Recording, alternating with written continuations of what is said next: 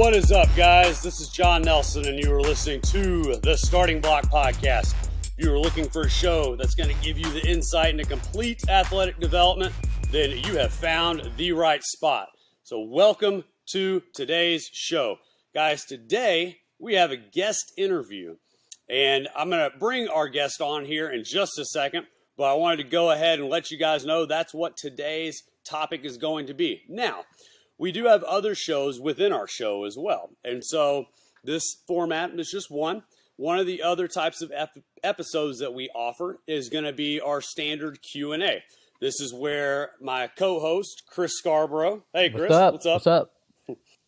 This is where Chris and I will take your questions, the questions that you guys submit to us, okay? And we will answer them live on air. And this will be anything regarding athletic development. I mean, it can be from strength, speed, exercise selection. It could be everybody wants to know about ISOs and ramping up these days, Chris.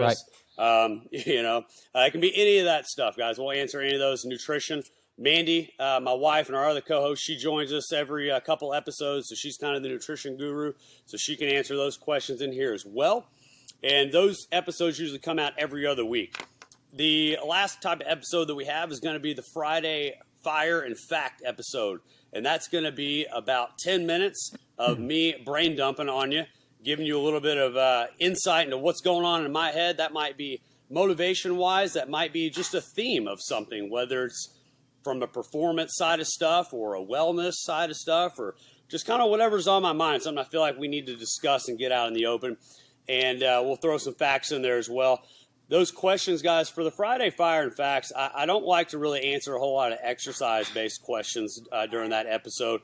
I like to keep those for Chris and I and Mandy to answer on the Q&A. So if you have been submitting those, which we have plenty of them, if you've got them, I'm going to kind of filter those into the Q&As if they're more training-based. I think one week we talked about social media presence and things like that. And so that's kind of what those Friday Fire and Fact episodes are going to be. And you can submit all your questions to us either at info@elitelevelperformance.com or on our social media pages at ELP_John or Chris, what's yours? Fast and Agile 49. I've learned if you put all that in there, it should pop up. Fast and Agile 49.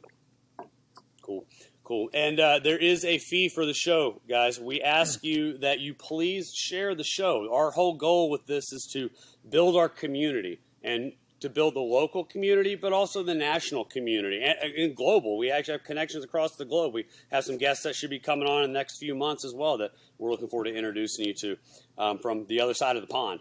But all we ask, guys, is that you share the show. So if you got value out of this, if you got some type of good information, you learned something, please send it to somebody. Please post it on social media. That's all we ask.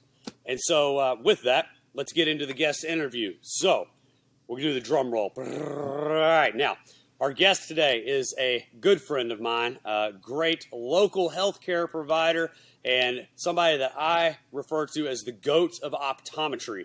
He's also a sport vision performance therapist and specialist. Ladies and gentlemen, Dr. Brandon Walley. Hey, guys. Yes. Hey. Thanks for having me. Thanks for coming It's weird. It's weird talking to John like 5 minutes down the street, like on the video here, instead of being in person. But yeah, no kidding. Like we literally are 5 minutes away. Well, hey, if it makes you feel better, Dr. Brandon, a lot of times Mandy joins us from across the same room as John. So that, she does. She literally sits on the other side of the street. I appreciate you joining us. And I'll kind of share a little bit about, our history and, then, tell everybody what it is you do. Dr. Brandon and I Doc, you reached out to us probably, it's got to be like 6 years, 6 years 2017, like 2018, somewhere in there. Yeah. It was a while. And you had some baseball. You had some baseball. So I honestly don't even remember. It was just some type of, vision therapy. And we kind of started growing from there and just built our relationship. And we send people back and forth from the optometry side of stuff to, I know you've sent people from, they complain of a neck or shoulder issue. You've sent them out here, and we've worked some really interesting cases together too. Those are pretty cool. We might have to get into one or two of those. We'll keep those names private, but pretty cool. And I like obviously the stuff that we do outside of athletic development, and this, the show is about athletic development, but some of the things that you're doing from the sports side of things, the visual performance, and you've worked with some of pretty high name guys that have come through the gym here, and that's what we wanted to bring you on for. We wanted you to kind of share your story and just kind of dig into the visual side of stuff. I feel like it's really an area that is kind of overlooked in our industry. Yeah. People just don't pay enough attention to it. Yeah. So, yeah. It really is. So what's your background? It's an overlooked area for sure. And it is growing. There's a big sports vision conference every year now, and in February, and every year it gets bigger and bigger as far as attendees go and membership and that kind of stuff. So I feel like in the next 10 years, we're going to have a big, renaissance, I guess you could say, of sports vision. But I got interested in it several years ago, and, they don't teach a lot about it in school, in optometry school. And I was kind of just looking around Google and trying to find some guys that specialized in that. And there's a doctor named Daniel Levy, and he's an ophthalmologist, and he has been the team eye doctor for the Red Sox, the Yankees, the Mets, and the Cubs, and the Astros, I believe. And so he has a bunch of World Series rings, like between all those teams, obviously. And so I said, this is the guy that I want to talk to. So I reached out to him, and we got connected, and we did, because he's up in New York, and then spent some time in Boston too. And so we did basically a Zoom together, and he has he presented me with some research and some courses, and we spent a lot of time together talking, and he mentored me and taught me all about vision performance. And as soon as I talked to him, I just kind of had this fire about me, and I said, this is something I really want to get into. And that's about the time I reached out to y'all and kind of talked to y'all about vision and performance, how it relates to athletes and things like that. And so it's been cool to see how everything's really evolved even since that time. But the thing I've always liked about him was that he came from a research perspective, because a lot of this stuff is, you have to, I feel like sometimes it takes 20 minutes to explain to somebody what I actually do as it relates to vision in sports. And so having... Oh, I don't know anything about that, having to explain people what it is that we do. I don't even have a name. Yeah. Yeah. So, but the nice thing is now a lot of what we do is data driven, whereas it wasn't before. If you can see this big screen that's behind me, It's called the Synaptech Sensory Station. And it has a huge database of 7 or 8 visual components that every athlete goes through testing for. And so we can put you in that database and compare you, no matter what sport you're in. There's a database, what level, if it's, junior high, high school, college, pro. And we can put you in that database and compare your visual performance to athletes at your level. And it really tells us where you need to be to perform at a high level from a visual standpoint. And so that really helps convince people what they need to do, and, gives us some goals to work towards and that kind of stuff. So it's neat to have that. So talk about sport, visual performance. I get what does that mean to the average listener who's, not really sure what that truly means? Because I think when we don't understand just how valuable that is. I feel like a lot of people take the vision for granted. So it's not just simply wearing glasses or contacts. Right. It goes a whole lot deeper. For sure. And you kind of have to look at it like a pyramid. And so the base of your pyramid is just having good vision, having good 20/20 vision, being able to see equally out of both eyes, having good depth perception, being able to judge distances between objects, and good reaction time and ability to move your eye muscles back and forth and things like that. So you can have the basic level of that and kind of function normally in the world. And then you have performance vision, which is just a step above that normal vision to perform. And so when you're looking at that, you have to look at each sport and what's required of an athlete in each sport. And there's going to be 2 or 3 aspects of their vision that are going to be really important. So for baseball, you have to have really sharp visual acuity, and then you have to have really good ability to see something moving and make a prediction in a really short period of time. To be able to see the ball leave the pitcher's hand and be able to see where the spin is on that ball, and then be able to decide whether you're going to swing or not swing at it in that really short period of time. And so that reaction time, and then just that really sharp acuity to see the ball, those are something for baseball. And then for somebody that plays a sport like soccer, you need to have really good peripheral awareness and be able to see things around you more and be able to make a prediction about where this player is running from and where they're going to end up and where you need to pass the ball or where you need to be to defend the ball. And so being able to process all that information as quickly as possible is what's important for that. So you have to look at every sport individually and even go down to a position level and determine what's needed for that sport specifically. And so that's kind of where the performance level comes in, is you're trying to maximize those 2 or 3 components of the vision that's important for their sport to get them to that next level above average. Whereas, just as an example, average visual acuity is 20/20. So everybody can see the small letters on the chart. That's 20/20. But for a baseball player, they really need to see 2015 or 2010.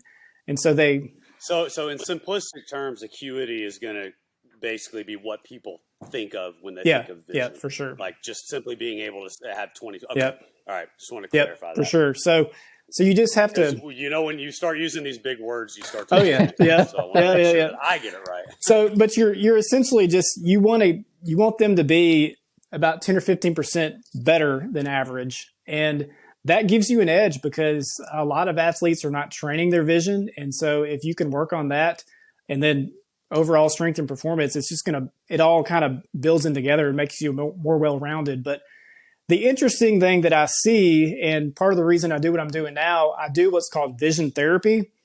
And it's more for people that do not have those good foundational skills. And you've sent me some patients that we thought were coming in for more of a performance, therapy, but really they needed to kind of go back just to get to the normal baseline level. And then once we get them to baseline level, that's more performance vision training. And so I do a lot of work with kids that have trouble with lace. Are you talking about like some athletes that I've seen? Yeah, for sure. More like wellness people that I see, because I know you've sent you both. Yeah, athletes. Yeah. Okay. All right. So athletes that maybe don't have acuity level as good in one eye versus the other, things like that. So we have to get you to a good baseline level before we can get you, up and above to that elite level of performance with the vision. So that's kind of how we look at things. So primarily, I'm doing a lot of vision therapy now with kids that have trouble reading and can't keep up in school because their eyes are not working properly. And so we do a lot of training with that as well. Do you find that that's getting more? Oh, sorry, good. Chris, No, all good. You. Do you feel like that's becoming more common to see, like younger athletes with visual acuity problems? Yeah, for sure. It's not really the acuity that's as much of an issue as that we're seeing more and more nearsightedness, meaning that you can't see far away without glasses or contact lenses because we spend so much time here and not enough time outside, and dietary things are not where they need to be. And so those are some big components that contribute to kids needing glasses. I mean, there's kids needing glasses now whose neither one of their parents needed glasses. And it's kind of becoming like an epidemic, just kids becoming more nearsighted. And another thing we see is because of everybody's doing so much focusing up close, kids tend to be locked in right here.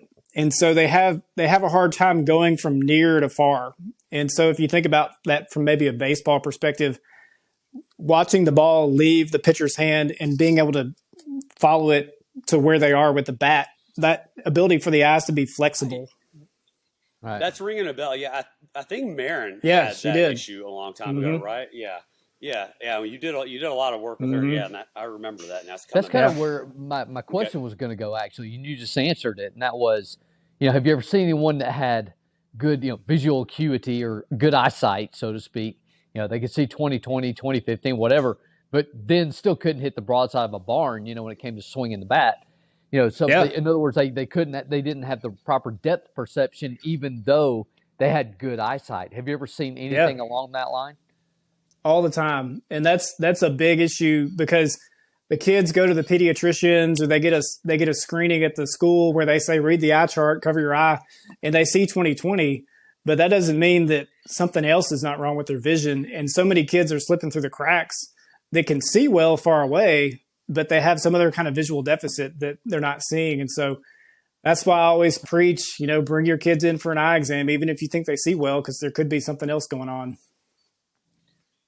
Yeah. Now, you talk about the depth perception side of it, but it obviously goes deeper than that. Like it can go into the peripherals and stuff. And kind of my head is going is I remember, a few years ago, you and I actually watched one of Dan Fichter's interviews or podcasts or Zoom things. And Dan, if you were listening to this, that was really awesome. And I remember you and I sitting there like muscle testing each other and seeing that. And I guess the premise of that, at least from what I remember and took away, was that when something is kind of outside of your, I guess, horizon or outside of your primary area of focus, your nervous system perceives it as a threat.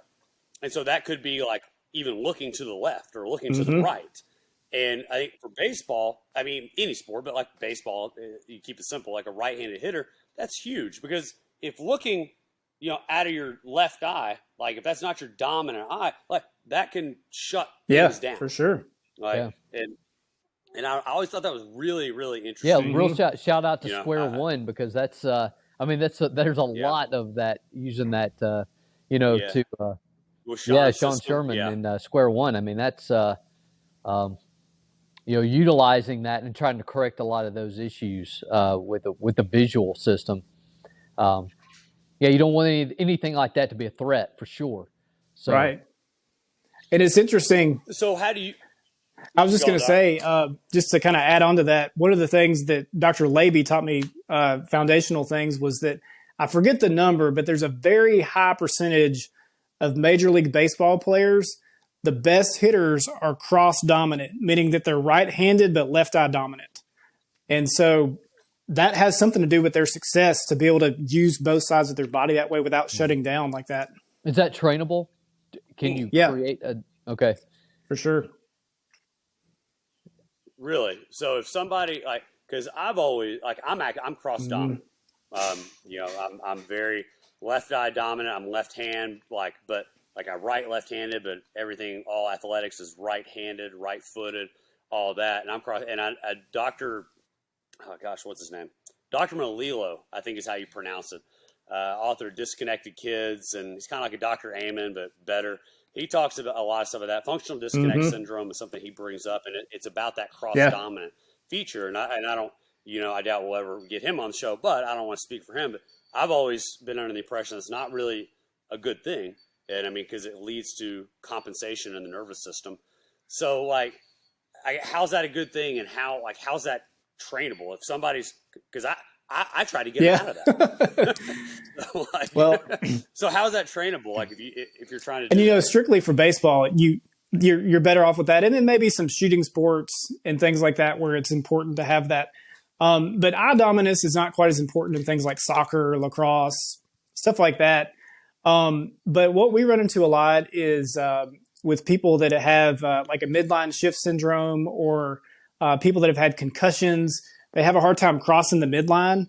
And so that's stuff that we want to work on just to make them be able to cross the midline and be able to use both sides of their body equally from a visual standpoint. Like during a visual pursuit, that, or if I ask you to pick something up on the left side of the table with your right hand and tell me what it is, some people can't do that. We use different blocks with different shapes. We'll have like a red triangle and then a blue square over here. And if I tell you to pick up that blue square with your left hand when it's on your right side and tell me what it is, some kids can't do that. And so that's interesting. That goes all the way back to the primitive reflex stuff. Like that's primitive reflexes, right? Yeah. Interesting. Yeah. So briefly sorry, Dr. Brandon, go ahead. No, you go ahead. Go ahead.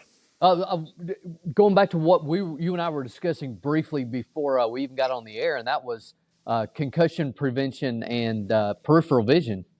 How does peripheral vision impact the concussion risk or concussion severity, or how do those two things impact each other? Yeah, and the data always changes, but a couple years ago, the number one sport for concussions was women's soccer, and if you think about soccer, I mean, peripheral vision is everything. And so that's knowing where the ball is, but also knowing where the other team is and your teammates. And so if you don't have good peripheral awareness and you go up for a header and your teammate or somebody else is over here, you're going to crash heads with that person and get a concussion. And so just having that awareness of where you are in the field and where everything else is on the field is just huge in terms of this prevention of that. Mm-hmm. And so what I was mentioning to you earlier, we kind of have two types of systems in our vision. You've got your central vision and you've got your peripheral vision. And so your central vision is your detail and knowing what something is and what color it is and what the features of somebody's face is and things like that. And your peripheral is, where things are in space.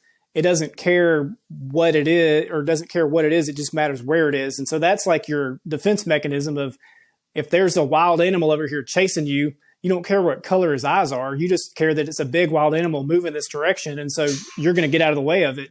But right. if you have this, if you can't integrate between the central and the peripheral, then a lot of people have tunnel vision and they get locked in. And a lot of times when you're really stressed out, you have tunnel vision and then you're not even aware of your surroundings. And so you're more likely to have an injury or something like that in that case. And so to take that further, when you're using your peripheral vision, you have better control over your eye muscles. So you're able to locate things more accurately. So you see things faster. And so everything performs on a faster level without you thinking. And so if you can learn to open up your peripheral space and learn what that feels like, that's what we call being in the zone. It's like you're hitting, 400 on the day because you weren't thinking about anything else. And so that's one thing we try to teach everybody, whether it's an athlete or just a vision therapy case, to use their peripheral vision and be aware of that at all times. Right. So, what are some basic things that we could do? Because I know I'm probably a prime example of that. I'm always staring directly at, somebody on the table or, here. Like, what are certain things that you can do to assess that, or even just from a daily standpoint? Yeah. Work to improve. So sometimes it helps to use different life examples. So if you ever think about whenever you've climbed up to the top of a big hill, or if you've climbed up to the top of a mountain and you've been on this vista and you're standing here and you can see the whole sky and you can see everything that's in front of you, how that makes you feel, you feel relaxed and you just kind of feel like you're in just a happy place. And so if you can think about being in a situation like that, if you can envision that, because we have to use visualization a lot to kind of help, facilitate some of this. But other activities you can do would be standing on a balance beam or walking on a curb and try to walk without looking at your feet, but try to see things in your peripheral vision. You can have somebody stand on the side of you and throw things to you. Or you can have somebody ask questions about hey, what color is this guy's shirt over here? Or, where's this tree? And try to notice things that are beside you instead of just right in front of you. And always looking at the horizon as opposed to looking at your feet or looking at your phone or whatever. Try to look out more. And that's where, as you were stating, just so our athletes can hear it again, that's where the zone performance is typically in that I see everything, or I see but I'm not thinking about it. And that really agrees a lot with what Jay Schroeder said in our interview was, your best performance in, fill in the blank, your best performance at baseball or basketball or whatever, bench pressing, you're not thinking about whatever that activity is. You are in that zone and you're somewhere else. You're seeing everything, yet it's almost like you've heard people say it's almost like everything else is in slow motion or something along that line. So something that I've always thought was interesting, and correct me if my percentages are wrong, but why this is so critical to athletic development and how this can help somebody just immensely is the fact that the optic nerve drives so much energy or takes so much energy from the body and from the brain. Isn't it 75%? It's a lot. And if you think about it, the eye is the only part of the brain that's actually outside the skull. And so it's the thing it's always going constantly. Always. And so if there's a dysfunction there, it's going to clearly cause some type of stress within the system. But like, we don't think about that enough in what we're doing, especially athletics. It's all about the physical performance and physical side of stuff. But if one of the your eyes are basically, there's active as any other, your heart, like basically the only two things that are going all the time. I feel like, And it's interesting because you mentioned you wanted to talk about blue light. And I said I wanted to talk about red light, and so that kind of feeds into some of that topic. So just jumping ahead there. Yeah. And so like we use the term perceptions of threat a lot. I'll give Garrett Salpeter, his credit there, for using, kind of come up with that term, but the body's going to respond to a threat by, shutting things down and directing energy where it needs to be directed. And so one of kind of the mysteries of ELP, at least, is my rule on phones having the blue light setting, on at 24/7. Like blue light's got to be off. And so one of the stories, and we'll put it up there one day, but I know people ask me about it all the time, is I'll muscle test people, and we'll check to find an indicator muscle that's firing. And then I will literally put up their phone, and I'll have the blue light showing, test them, boom, shut down everything, and then put the blue light filter on, so no blue light, and everything's strong again. And people are like, what the hell happened? How did that occur? My simple explanation is simply your brain can only process so much. And Chris, Tommy John, when Tommy John came to ELP a couple of years ago, I remember him talking about that one of the things that you see these days, and Doc, you correct me on the numbers if I'm wrong, but like in the old school Nintendo days, like there were X amount of bits per second. Let's just say it was 30 or whatever. I don't know, 30 bits, right? And our brains and our optic nerve could process all that.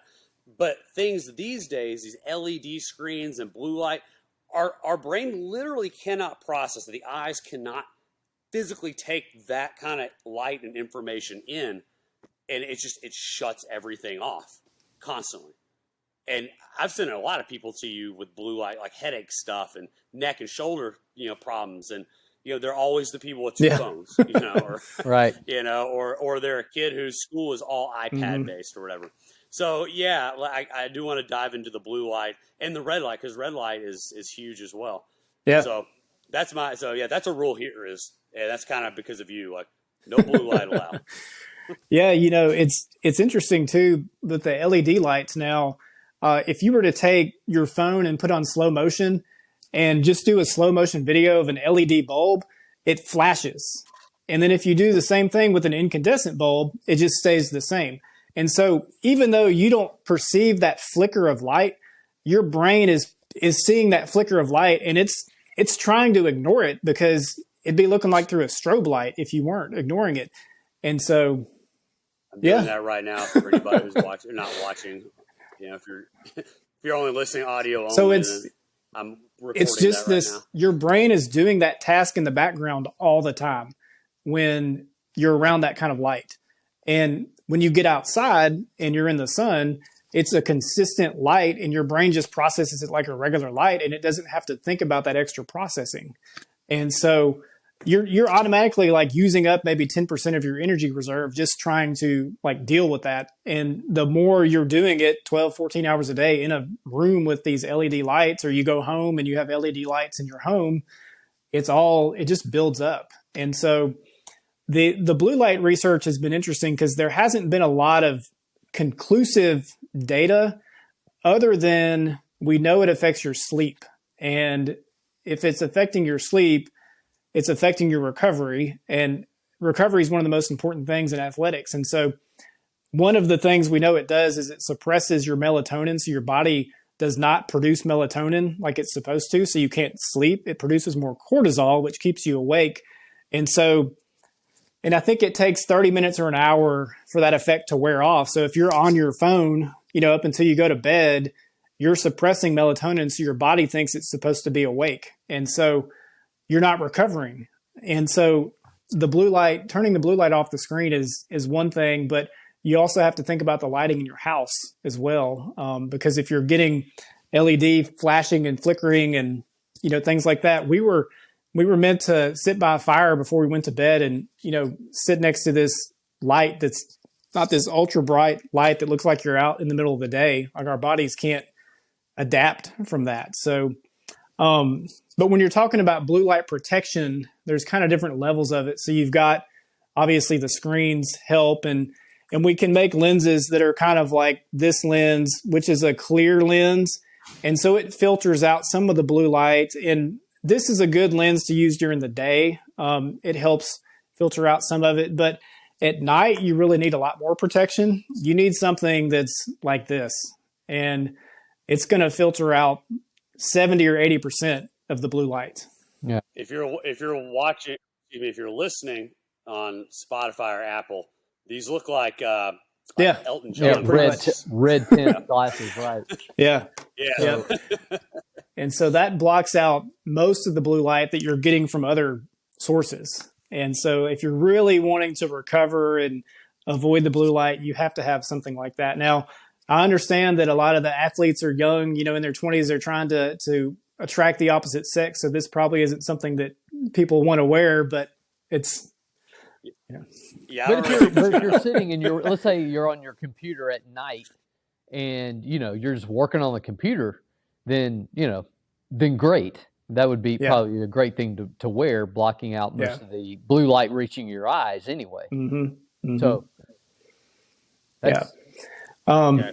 So what about red light? Now, what's the difference between there was the two? one other thing I wanted to explain about the blue light too. There's some cool new technology. Oh, yeah. We know it helps. We know that it causes a lot of glare. And for baseball players or anybody else that plays under the lights, a lot of these new lights are these big fancy white LED lights that produce a whole lot of glare. One of your athletes came to me complaining about certain stadiums he was having trouble seeing in because of the lights and things like that. Some new contact lenses just came out there called AccuView Oasis Max, and they have blue light protection built into them, and they really help a lot from glare and things like that at night. So it doesn't obviously have this same effect, but it's still going to help quite a bit for athletes that are playing under the lights that are having a lot of problems with glare, and you can't wear sunglasses at night. So if anybody's interested in that, let me know about that for sure. Interesting. That's pretty cool. Yeah. Yeah. Do you have a pamphlet or something on that? Yeah, I can give you some stuff. Yeah. I'll swing by and pick. That's really cool because I hear that a lot. That's not uncommon. Yeah. So now along the lines of performance. So before we get into the red light, which I know can also affect performance, but so just very quickly, so we have visual acuity, which is sort of our baseline. Basic eye movement, so strength in the eyes, I guess you could say, sort of our base. That's our base level. And our performance level, we're talking about more along the lines of being able to, like you would say, depth perception, being able to see more peripherally would be more along the lines of our performance-based things. Now we've kind of gotten a little bit into the blue. I'm just kind of trying to summarize here just a little bit of what we're looking at.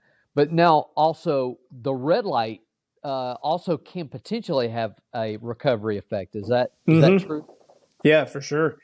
Yeah, so the red light is interesting because it produces more energy for your cells. So if you're familiar with like the Krebs cycle and all that stuff, ATP is energy, and so the blue light kind of takes some of that energy away, whereas the red light feeds energy into the system. And there have been multiple research papers that have come out the past couple of years that say that 3 minutes a day of red light therapy has helped people that have macular degeneration regenerate vision. So people that have already lost vision are recovering vision.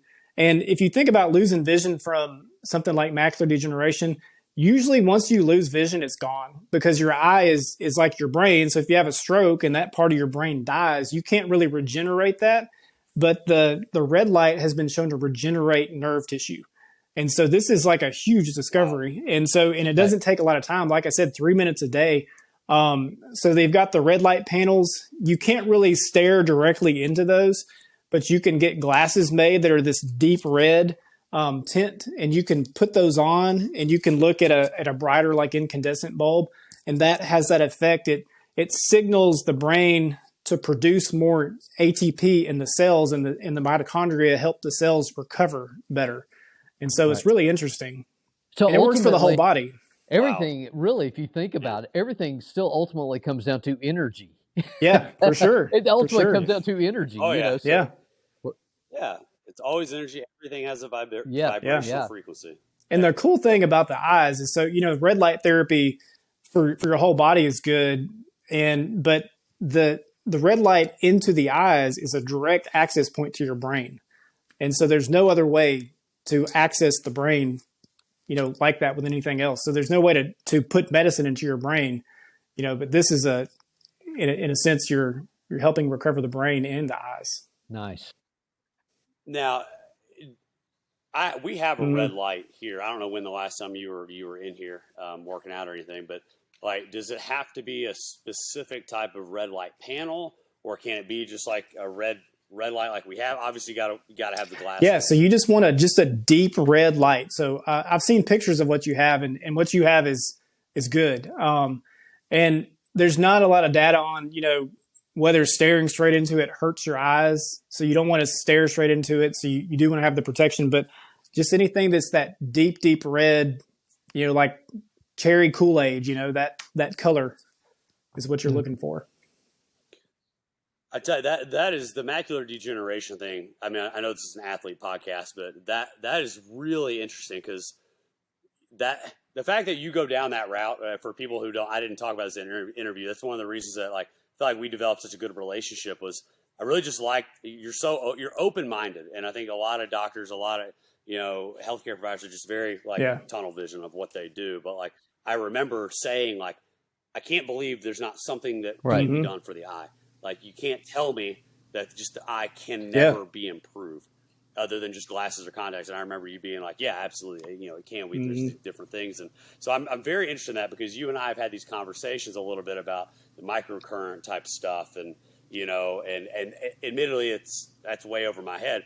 But a cool thing, though, is Dr. McMakin, the microcurrent, you know, founder, she's going to be coming on soon.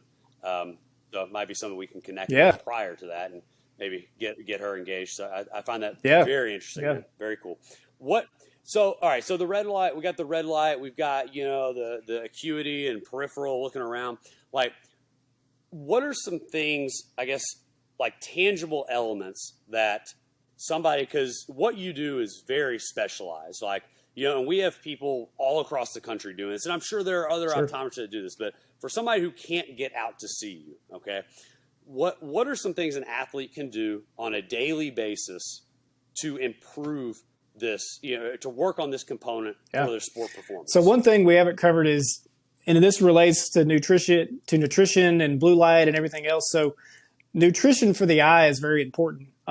So the back part of your eyeball, the retina, is orange, and that is what protects your eye from damage from blue light, from damage from the sun, from damage from anything else in the environment. And so if you're eating like a meat and potatoes diet and you're not eating any kind of fruits and vegetables, then you're not getting that pigment on the macula, on the optic nerve in the retina that's going to protect your eye, and it's going to actually help you see better. It's going to help you see better at night. And so eating things that are like brightly colored, like bell peppers, sweet potatoes, carrots, berries, leafy green vegetables, eating that kind of stuff builds pigment up into the eyeball, and it helps you see better, react better, and it just protects your eye from damage over time. If you don't like that kind of stuff, there's supplements you can take. You want to look for stuff that has lutein, zeaxanthin, or astaxanthin. Those are 3 really big supplements, and they make vitamin gummies that you can chew if you don't like to take pills. But look for those kind of things, and you'll see a noticeable difference in your vision as you take those things, especially at nighttime. So that's one thing that you can do to just protect your eyes from damage later in life, but also improve your performance. But the biggest thing would be in terms of just daily stuff, like I was mentioning before, the less time you can spend looking at things here and the more time you can spend looking at things that are out away from you, the better. It puts you in that peripheral state more. You're in more of a relaxed state. You're not overusing your eye muscles that go from near to far, and you're not fatiguing your muscles doing things that are not related to what you need them for. So It's like if you spend all day looking at TikTok on your phone and then you have a game that night, your eyes are exhausted from looking at your phone all day.